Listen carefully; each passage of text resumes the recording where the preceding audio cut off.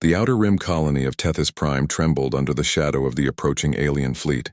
Massive dreadnoughts blocked out stars, their sleek dark hulls moving with a terrifying precision. Civilians and soldiers alike watched from fortified positions, their hearts pounding. The alien queen's reputation had reached every corner of the colony. Worlds burned, fleets vanished, and no species had ever stood against her. Until now.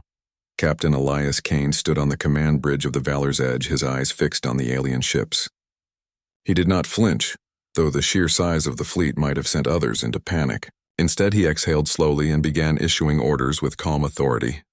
All units, listen carefully. We do not have the numbers to overpower them. That is not our goal. We have something they cannot predict. Our creativity, our courage, our willingness to fight even when the odds are impossible. That is what will give us the edge. Lieutenant Mara Singh moved beside him, studying the tactical map. Captain, they've started deploying strike drones. Our defenses can handle them for a while, but if the dreadnoughts land, the colony will be overrun in hours. Kane nodded. Then we make sure they never land. Diversions, traps, guerrilla tactics. We hit fast, retreat, and force them to spread thin. Make them waste time, energy, and focus. Every second counts, and every mistake they make, we will exploit. Across the colony, civilians moved quickly under the supervision of engineers and soldiers. Makeshift barricades rose from mining equipment. Power grids were rerouted to boost defensive turrets. Even children and teenagers helped by supplying tools, relaying messages, and keeping morale high. Kane had always believed that human resilience was strongest when everyone worked together. And today, the truth of that belief shone brighter than ever. The first wave of alien soldiers descended in drop pods, landing with precision but meeting resistance immediately. Human defenders fired from fortified positions using terrain and improvised weapons. Kane's plan was simple but effective. Make the enemy underestimate humans. While the aliens expected brute force, humans used cunning. Small squads set up decoys and traps. Rocks were rigged to explode, sending shockwaves across landing zones. Electrical grids were manipulated to create temporary EMP bursts, disabling some alien drones. Every move slowed the advance of the Queen's forces. Kane walked among the defending soldiers and civilians, offering words of encouragement and guidance. Remember, he said to a group of engineers setting up a barricade, the Queen's forces are powerful, but they are not human. They cannot imagine the creativity we bring. That is our greatest weapon. Meanwhile, the alien Queen watched from her command center aboard the dreadnought hovering above. Her sensors picked up the resistance and unusual tactics of the humans. Confusion flickered across her expression.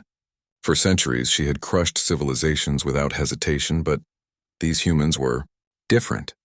They adapted, they anticipated, and worst of all, they did not fear her. They are clever, she murmured to her lieutenants, but cleverness is not enough. We will crush them. Back on the surface, Kane's strike teams executed daring maneuvers.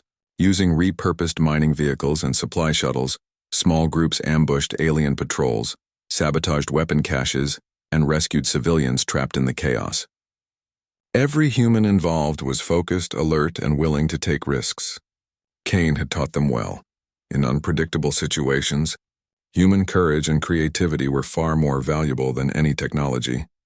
As the battle continued, the first human casualties occurred, but they were not in vain. Soldiers sacrificed themselves to buy time for civilians to escape. Engineers braved fire and debris to restore power to defensive systems. Everywhere, Kane's leadership inspired extraordinary acts of bravery.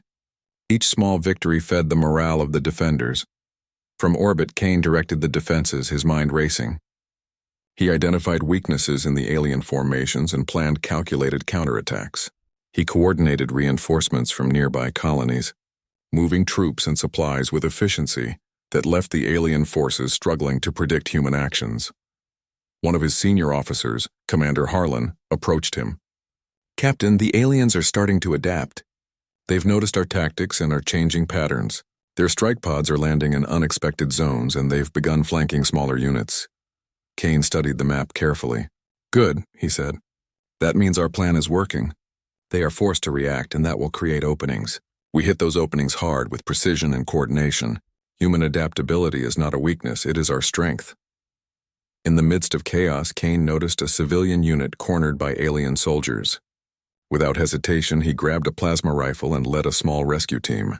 Moving quickly and using the terrain to their advantage, they disrupted the alien patrol and freed the civilians. The act was daring, but Kane had never been one to fight from behind a desk.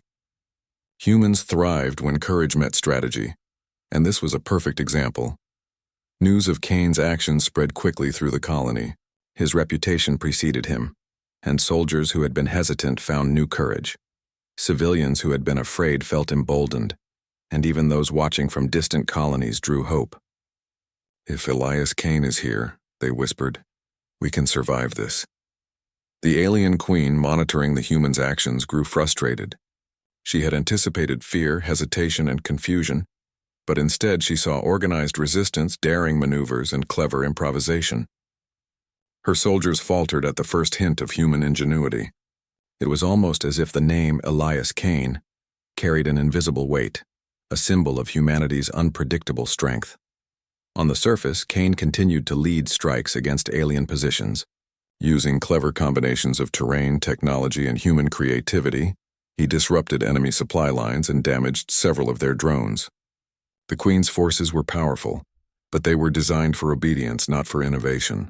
Every unexpected human move created hesitation among them, and Kane made sure to exploit it. By midday, the initial wave of attacks slowed. The aliens began retreating to regroup, but Kane knew this was only temporary. He called a brief strategic meeting with his officers. "They will come back stronger," he warned. "We can't rely on luck. Every colony, every soldier, every civilian must be ready. We fight not only to survive, but to prove that humanity cannot be broken by fear or by brute force. We fight because we are human, and that is our greatest advantage." As the sun set over Tethys Prime, the colony's defenders worked tirelessly to repair damaged structures and reinforce positions. Even in the face of exhaustion, there was a sense of unity and purpose. Humans, under Kane's leadership, were not just surviving, they were adapting, improving, and preparing to face the next wave with even greater determination. From orbit, Kane watched the stars darken as the alien queen's fleet repositioned. He knew she was planning something new, something calculated, but he had already anticipated several possibilities. Humans thrived under pressure, thinking outside the box, and he was determined to use every ounce of that unpredictability. Civilians gathered in safe zones, listening to Kane's broadcast. "Do not give in to fear," he said calmly but firmly. "The aliens are strong, but they are not us. They cannot predict our actions, our courage, or our resolve. Stand together, trust each other, and remember that humanity survives when we fight smart, fight boldly, and fight for each other." For the first time that day, many felt hope instead of panic. Kane's name had become more than a symbol, it was a rallying cry. Even in the shadow of a seemingly unstoppable foe, humans felt their strength. Night fell, and the colony prepared for the coming assault. Defensive drones hummed quietly, automated turrets glowed under the dim lights, and soldiers took their positions, ready to face whatever the alien queen would throw at them next. Kane moved among them, offering encouragement and precise instructions, knowing that the true battle was yet to come. And somewhere in the darkness of space, the alien queen observed. Her soldiers whispered the name she had not fully understood until now, Elias Kane. A single human, they said. One name that stopped entire armies, one mind that challenged entire civilizations. She began to realize that this opponent was unlike any she had faced before, and that the humans, as a species, were far more dangerous than she had anticipated. For humanity, this was only the beginning, and for Captain Elias Kane, the challenge had just begun. The air was thick with tension as Captain Elias Kane led a small strike team through the rocky terrain outside the outer rim colony of Tethys Prime. The first wave of alien attacks had been repelled, but the threat was far from over. The alien queen's forces were regrouping, and Kane knew the only way to turn the tide was to hit them directly, at the source of their strength. Kane's team consisted of highly trained soldiers, engineers, and a few volunteers who had proven themselves in the previous defense. Each member carried specialized equipment designed for infiltration, sabotage, and quick strikes.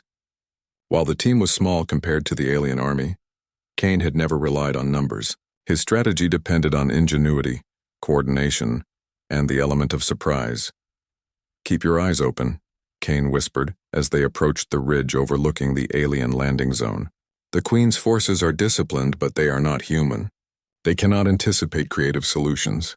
That is our advantage. Use it. Lieutenant Mara Singh at Kane's side scanned the terrain with her portable sensor. They've set up a perimeter around their command core. Heavy patrols, automated defense systems, and drones. It's heavily guarded. Any misstep could alert them to our presence. Kane nodded. Then we make them think we're somewhere else entirely. Diversions first. Then we strike where they least expect it. Humans thrive on unpredictability. That's what will save us. The team began their approach. They moved quietly, slipping between jagged rocks and natural shadows. Even the slightest sound could betray them, so every step was calculated. Kane had trained for moments like this, relying on his instincts and experience to navigate hostile environments. Ahead, the alien soldiers moved with mechanical precision. Their sensors scanned for intruders, but Kane had already identified gaps in their coverage. He signaled to his team. With coordinated movements, they triggered small explosions on the opposite side of the perimeter, drawing alien patrols away. Now, Kane whispered. The team sprinted across the ridge using the chaos to cover their advance. Mara disabled a security drone with a makeshift EMP pulse, and the others took positions near the command hub. Every move was calculated yet flexible. Kane had trained them to think on their feet, to improvise when plans changed. As they neared the command core, they encountered their first major obstacle, a heavily armored alien patrol blocking the entrance. Kane assessed the situation quickly. Traditional combat would be costly. Instead, he noticed a nearby overhang and a loose cable. With a quick hand signal, he instructed his team to rig the cable to the rock face. When the alien patrol approached, Kane triggered the trap, sending the boulder crashing into the aliens. The team moved past the fallen enemies, their path to the command core now clear. Kane paused for a moment, listening to the hum of alien machinery. This was the heart of the operation, the place where the alien queen directed her forces. If they could disrupt it, even temporarily, it could change the course of the battle above. Inside the core, the environment was unlike anything human technology had ever produced. Walls pulsed with strange energy, corridors twisted in angles that seemed to defy logic, and alien machinery emitted low, resonant vibrations that made the team's footsteps echo unnaturally. Kane marveled for a brief moment, not in awe of the technology, but in respect for the challenge it posed.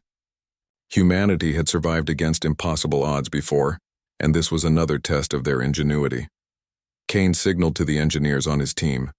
We need to disable their communication arrays first. Without them, their fleet above will be disorganized, giving our colonies a chance to regroup and strike back. The engineers worked quickly, attaching devices that disrupted alien energy flows and overloading circuits. Sparks flew, lights flickered, and alarms began to blare. The Queen's soldiers reacted immediately, rushing toward the disturbance. But Kane had already anticipated this. Split, he ordered. Draw them into the side corridors. Keep moving. Don't stop for anything. The team dispersed, leading alien soldiers into narrow passageways where they could be neutralized without drawing attention to the command hub. Kane moved silently, his every step precise. He reached a central control console and began analyzing the alien systems. Despite the unfamiliar technology, he recognized patterns, energy flows, command hierarchies, and communication nodes. With careful adjustments, he introduced temporary disruptions, slowing the Queen's coordination. As alarms continued to sound, Kane glanced at his team. They were tired, tense, but determined. No one panicked. Every human there had chosen to face fear and uncertainty, and that choice was giving them the advantage. Humans could be bold, unpredictable, and adaptable, qualities the alien Queen's forces had never encountered in combination. Suddenly, the ground shook. Mara Singh shouted, "Incoming reinforcements!" They're moving faster than expected. Kane didn't hesitate. Set up defensive positions. Use the corridors and energy conduits. We fight smart, not head-on. Draw them into traps, use their weight against them. Humans survive because we improvise. The team scattered strategically, using alien machinery and natural barriers to create choke points. Small explosions, EMP pulses, and well-placed energy blasts disabled alien soldiers as they advanced. Every move slowed the Queen's forces, but Kane knew the main challenge was yet to come, confronting the alien Queen herself. Through a side corridor, Kane caught sight of her shadowed form. She was larger than any human had ever seen, with an aura of authority that radiated even in the dim light. Her presence alone was intimidating, yet Kane did not falter. "She underestimates us," he muttered, "and that is our advantage." The Queen's soldiers attempted to surround the team, but human ingenuity proved superior. Kane directed the team to use vertical conduits to move above the alien soldiers, striking from unexpected angles. They used tools and alien machinery against their enemies, turning every resource into a weapon. Minutes felt like hours as they fought through the labyrinthine core. Kane's mind was sharp, calculating every step, predicting enemy reactions and adjusting plans in real time. His team followed with unwavering trust, knowing that their captain had faced impossible odds before and always found a way through. Finally, they reached the central nexus of the alien command hub. The machinery pulsed with energy that seemed almost alive. Kane set the devices to disrupt communication networks across the fleet, and the core shuddered.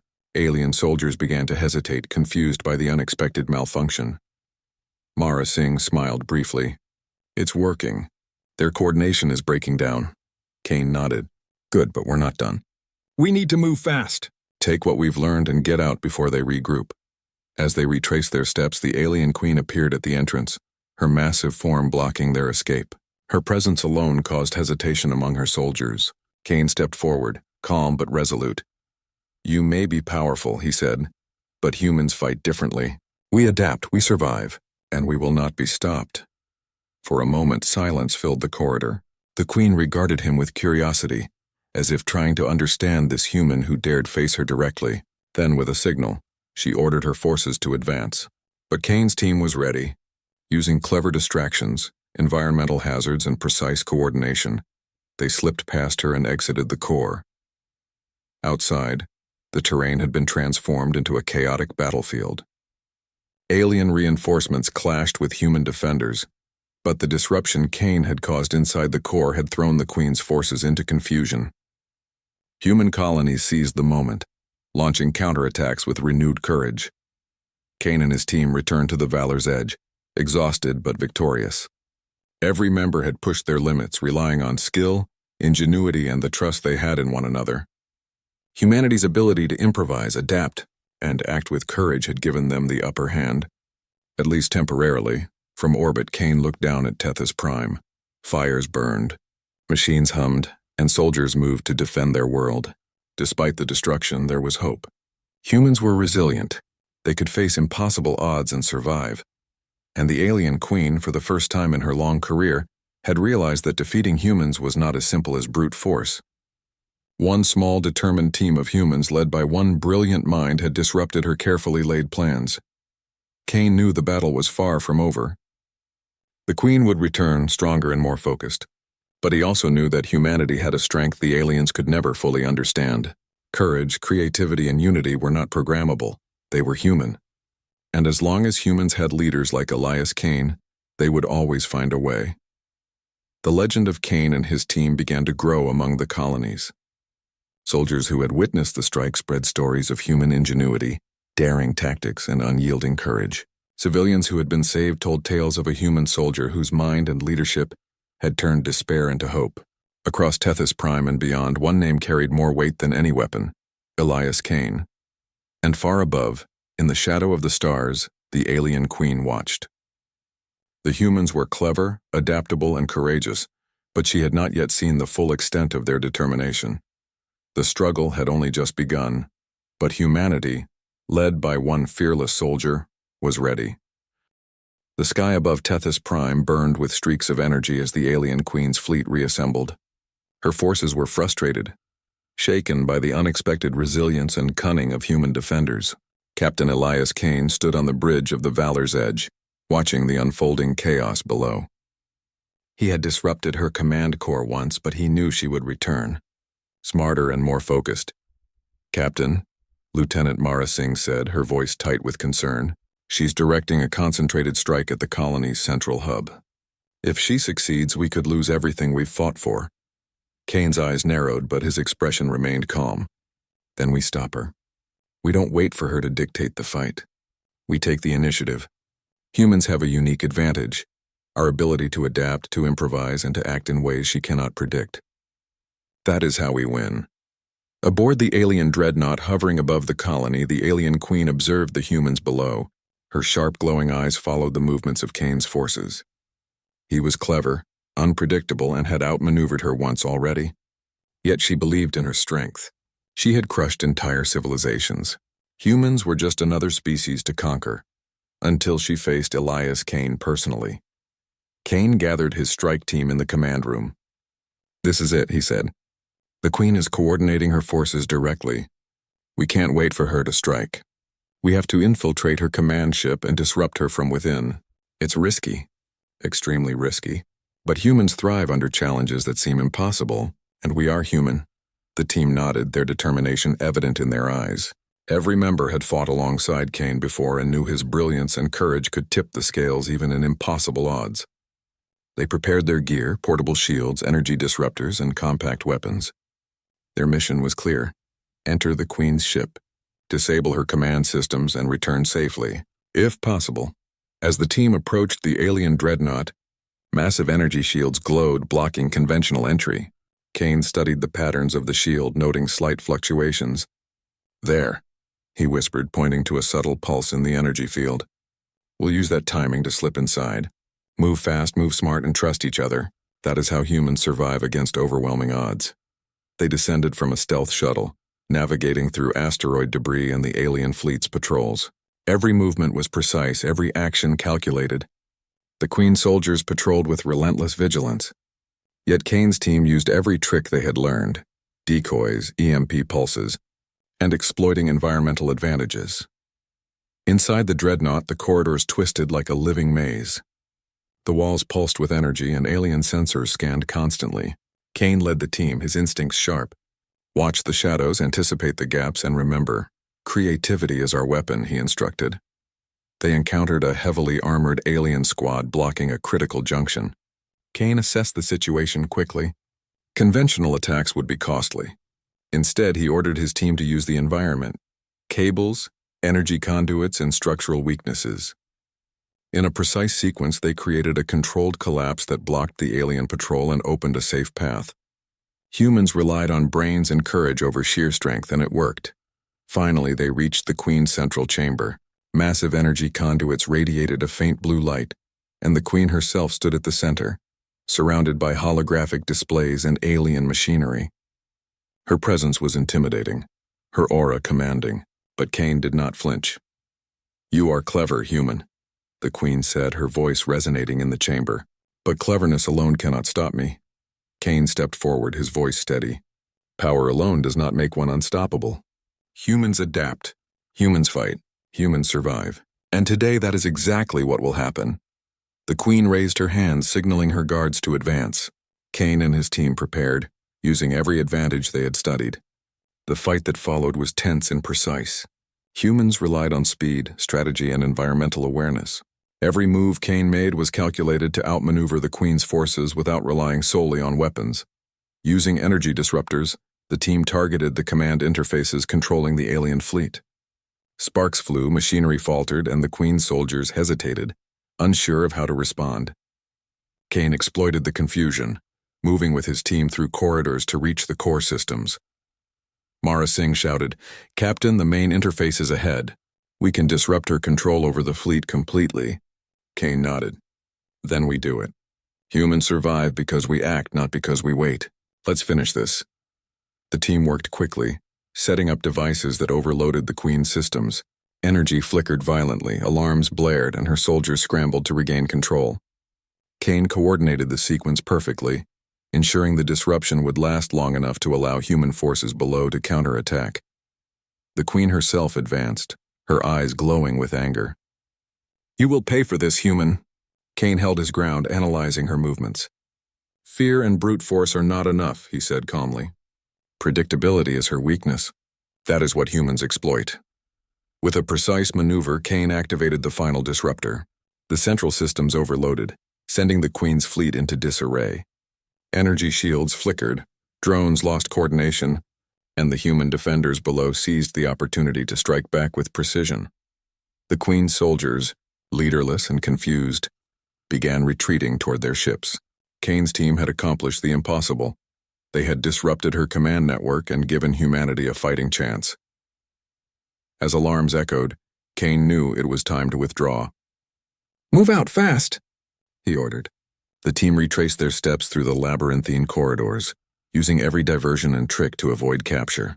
Each member relied on training, trust, and ingenuity, human qualities that the alien forces could not fully comprehend. Outside the dreadnought, the battle raged. Human forces, emboldened by Kane's strike, pressed the advantage. Turrets fired, ships maneuvered skillfully, and civilians supported the defense with renewed energy. The Queen's fleet was powerful, but her coordination had been shattered. For the first time, humans were not just surviving, they were gaining ground.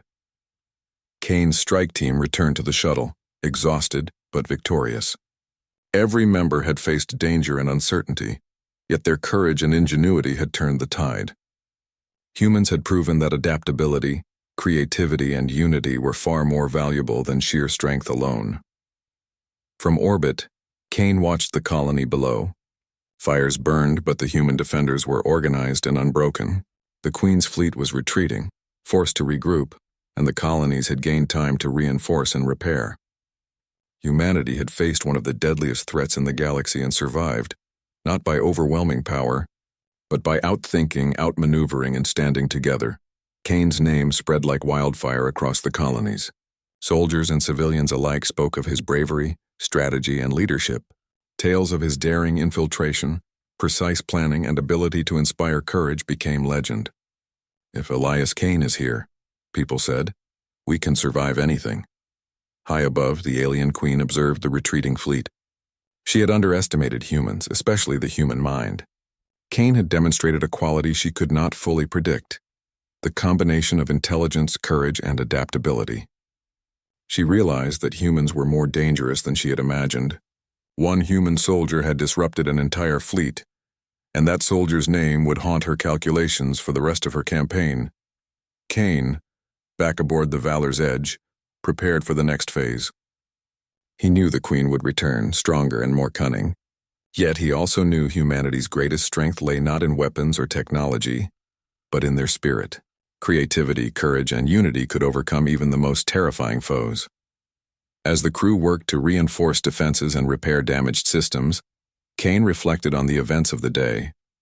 Humans had survived against impossible odds, and the Queen had learned an important lesson. To face humans was to face unpredictability, determination, and courage unlike anything else in the galaxy. For the first time, the alien Queen understood that humans were not just another species to conquer. They were a force defined not by their size, their numbers, or their technology, but by their unyielding will to survive, to adapt, "And to fight for one another, and for Captain Elias Kane." The turning point was clear. The battle was far from over, but humanity now had the upper hand, not because of firepower, but because of the human spirit. The struggle had been fierce. The Queen had been challenged, and in the heart of the galaxy, one name shone brighter than ever: Elias Kane. Humanity had taken its first decisive step. The final confrontation would come, but Kane knew one truth above all: as long as humans fought with courage, creativity, and unity, no force, no matter how terrifying, could stop them. And so, the battle continued, but for the first time, the humans were not just defending, they were winning. The city glowed under the violet sky, peaceful yet alert. Captain Arya stood on the observation balcony with Liara and her team, the weight of recent events still fresh in their minds. The humans had faced the rogue faction, outwitted them, and earned the trust of the alien princess and her people. But the universe was vast, and even victory carried lessons. Liara turned to Arya. "You have done more than survive, Captain. You have inspired my people to reconsider their view of humanity, and you have inspired humans themselves to understand their own potential." Arya nodded. "We came seeking knowledge and friendship, and we found both.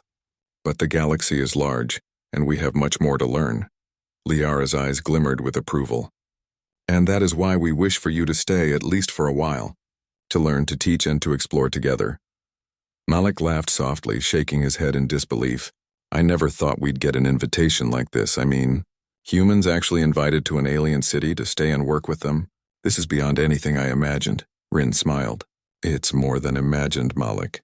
It's what humans can achieve when courage and intelligence work together. Liara led them to a large council chamber where elders of her civilization gathered. Their eyes filled with wisdom regarded the humans with curiosity and respect. Arya felt both nervous and honored. Humans had always faced judgment, competition, and skepticism. But here, they were being welcomed and celebrated.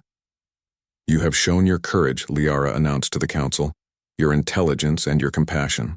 You have proven that humanity is capable of cooperation and honor. For that, I recommend that they be accepted as allies and friends." The council members murmured among themselves. Slowly, one by one, they nodded. It was a historic moment, a bridge between worlds that few had ever imagined. Arya's heart swelled. Humans had come to explore a distant planet, expecting challenges and wonder. But this was more than discovery. It was recognition. Humanity's courage, ingenuity, and heart had not only saved a city but had earned the respect of an entire civilization. "Your presence here is not just a test of skill," Liara continued. "It is a step toward a future where humans and our people can learn from one another, explore the stars together, and face the universe as partners, not strangers." The humans spent the following days immersed in the city's wonders. They studied the flowing energy technology, learned about the delicate harmony of the floating islands, and exchanged knowledge with Liara's people. Humans taught their own methods of problem-solving, creativity, and teamwork, impressing the aliens with their adaptability and innovation. Arya found herself learning as much as she was teaching.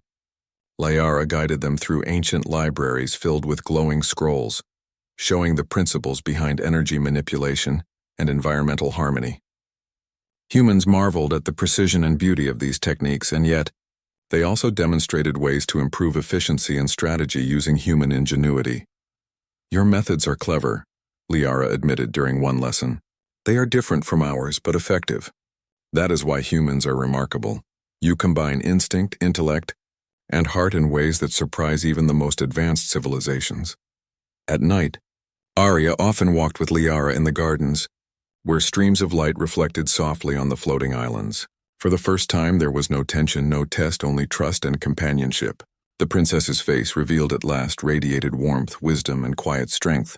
Arya felt that trust was a two-way bridge, and in this connection, humans had proven their capacity for understanding and respect. One evening, as stars glittered across the violet sky, Liara spoke softly. "Captain, your people have a rare gift. Even in the face of danger, you maintain compassion. You think not only for yourself, but for your companions. That is why you inspire hope, not just here, but throughout the universe." Arya smiled, feeling a deep sense of purpose. Humans have always believed in reaching for the stars. But courage, unity, and heart, those are what make exploration meaningful. Liara nodded. "And now you are part of our journey. Together we will explore other worlds, face challenges, and discover wonders no single species could achieve alone." Weeks passed, and the humans continued to learn and teach, their presence a symbol of unity and inspiration.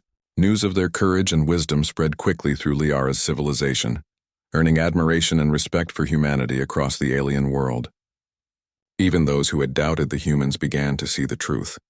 Courage, intelligence, and heart could transcend species, culture, and experience. One day, Liara invited Arya to the highest tower in the city. From there, the view stretched across the floating islands and glowing forests, revealing the vast expanse of the planet below. "This is the view I wanted you to see," Liara said, her voice soft yet filled with meaning. "From here you can see the balance of our world, and perhaps you can understand the balance within yourselves, the courage, the heart, and the ingenuity that brought you here." Arya gazed out across the city. Humans were small, fragile, and young compared to this civilization, yet their actions had left a mark that could not be ignored. Their bravery, teamwork, and adaptability had not only protected the city, but had also inspired change and trust. "You've shown that humanity can rise to any challenge," Liara continued. "Not because of power, not because of technology, but because of your spirit. That is why I am proud to call you allies." Arya felt a swell of pride, not for herself alone, but for her species. Humans were explorers, thinkers, and problem solvers. They were capable of remarkable feats, not just in science or battle, but in heart, unity, and courage. As the sun began to set, casting golden and violet hues across the floating islands, Liara placed her hand lightly on Arya's shoulder. The universe is vast. Many wonders and dangers lie ahead. But together, humans and my people will face them, and together we will thrive. Arya nodded, her heart steady. We will. Humanity has always sought the stars. Now we have allies, friends, and a new purpose. We will rise because it is who we are. Liara smiled, her eyes reflecting the fading sunlight.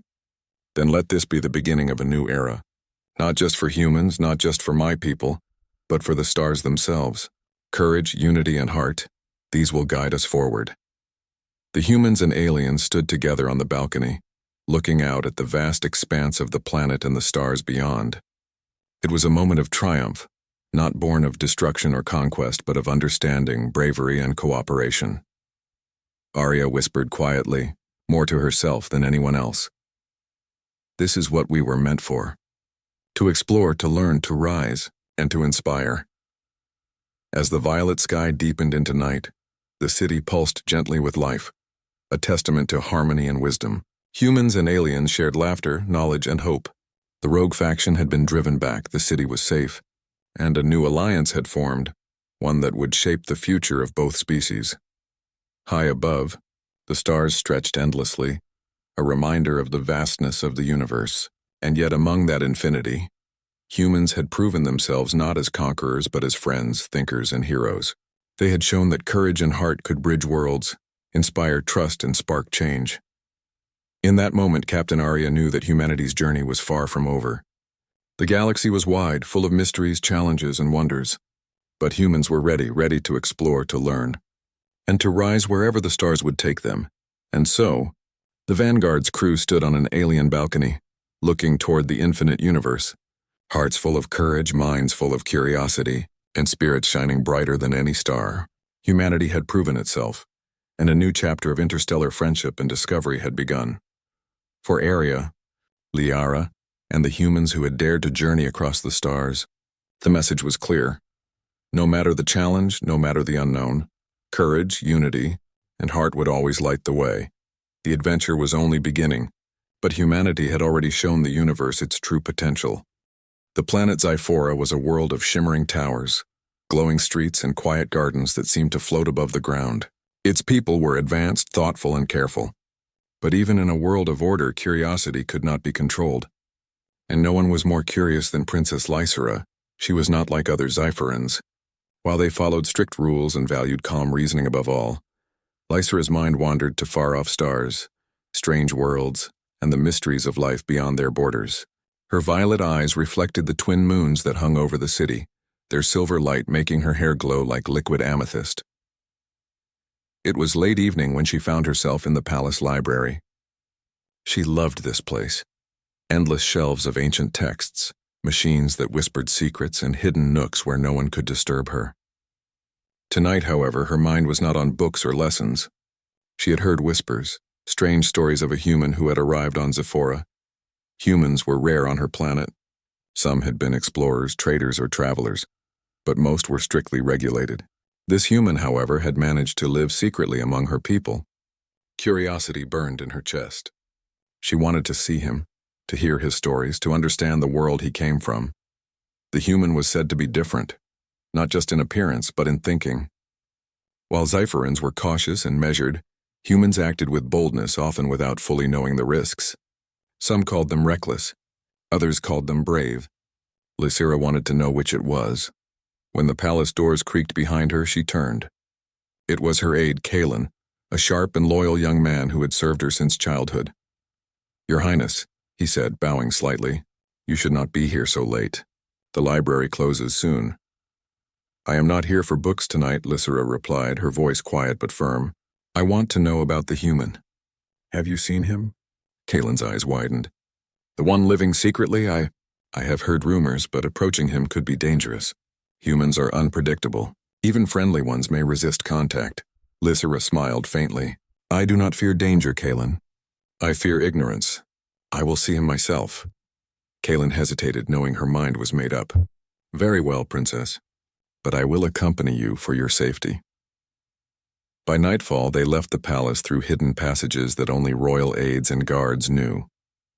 The streets of Zephora were silent, the glow of the towers dimming as most citizens rested. They moved quickly and quietly, avoiding patrols and scanning the shadowed alleys. Finally, they reached the lower city, a place of old ruins and abandoned structures. The lower zones had once been centers of learning and industry, but after the great technological shift, they were left behind. Broken towers leaned over streets and fractured glass reflected the moonlight like scattered stars. And there he was. The human stood near a collapsed building, bent over an old datapad. His hair was dark and untamed, his clothes simple and practical. He was tall, with a calm presence that seemed to command attention without asking for it. He looked up as they approached, his dark eyes assessing them carefully. "You are the princess," he said softly, almost as a question. Lizera nodded. "I am, and you are the human living among us." He gave a small smile. "I am, but living is a generous word. I mostly survive. I observe. I learn." Lizera's curiosity deepened. "Then tell me a story. I want to hear how humans see the universe." The human studied her for a moment, and Lysera realized he was thinking carefully. His eyes flicked to Kalen, who stood silently at her side, then back to her. "Stories carry truth," he said finally, "but some truths are warnings. Listen carefully, princess, for the story may teach more than the tale itself. And some lessons cannot be undone." Lysera leaned forward, her excitement barely contained. "I understand, please." "Begin." The human nodded and began. His voice was calm and steady, like water flowing over stones. "Long ago, there was a human civilization far from here, on a planet called Viridian. They were curious, much like you, princess. They wanted to explore, to learn, to reach the stars. But curiosity without caution can be dangerous." Lysera listened, captivated. She imagined the planet. Forests that glowed with bioluminescent plants, cities carved into cliffs, and oceans that mirrored the sky. "What happened to them?" she asked softly. "They thrived at first," the human continued, "discovering new energy sources, building machines that could think and act on their own, and traveling to neighboring worlds. But they grew impatient. They wanted more, faster. They ignored warnings from their own scientists, believing that courage could solve all problems.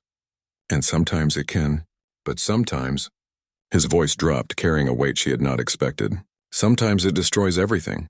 Lysera's eyes widened. "Did they fail?" "They did. Cities fell, people were lost, and knowledge was buried under ambition. They learned too late that not all mysteries are meant to be solved immediately. Some must be approached with care, patience, and respect." A chill ran down Lysera's spine. The story was beautiful, yet it carried an undeniable danger. It was more than a tale. It was a warning. The human stepped closer, his gaze intense. "Power is never neutral. Whether you hold it or watch it held, someone's desire will shape it. And knowing the truth can be more dangerous than ignorance." Lysera's heart beat faster. She realized he was speaking not just of Viridian, but of her own world, of her own people, of herself. "Are you warning me?" she asked, her voice barely a whisper. He nodded slowly. "I am, and I am telling you. Not every story is safe. Some stories are doors. Once opened, you cannot close them. Once known, you cannot forget." The wind moved through the ruins, carrying dust and the soft sound of broken machines. Lysera felt the weight of his words, heavier than she expected. And yet she did not feel fear. She felt a spark of courage, of excitement, of determination. "I will listen," she said. "I will learn, and I will be careful." The human studied her as if measuring her sincerity. Finally, he nodded. "Good. Then remember this. Choices have consequences. Curiosity is powerful, but wisdom is knowing when to act and when to wait. And sometimes, princess, the hardest lesson is realizing that knowing more can change everything." Lysera took a deep breath, trying to absorb the truth of his words. She realized that her fascination with humans, their boldness, and their willingness to risk everything for knowledge, was not just a curiosity. It was a lesson in courage. As the twin moons rose high over the ruins, Lysera felt a new determination. She wanted more stories, more lessons, more understanding. She wanted to see the universe through human eyes. The human stepped back, his expression calm but serious. "The story ends here for now. Remember, princess, listening is easy, but understanding is earned. Do not mistake one for the other. Lysra nodded, feeling the weight and importance of what he said. "I will return," she promised, her voice firm. "I want to understand." He gave her a small, approving smile, then disappeared into the shadows, leaving her alone with the echoes of the story and the whisper of the wind through the ruins. As she walked back to the palace, her cloak trailing behind her, Lysra understood something profound. The universe was vast, complex, and full of secrets. And to face it, she would need courage, wisdom, and perhaps a human to guide her in ways no Zephyrin ever could. That night, as she lay in her chambers, Lysra stared at the twin moons and thought of the human, the story, and the warning. Her curiosity burned brighter than ever, and she knew this was only the beginning of a journey that would change her life, and perhaps her world, forever.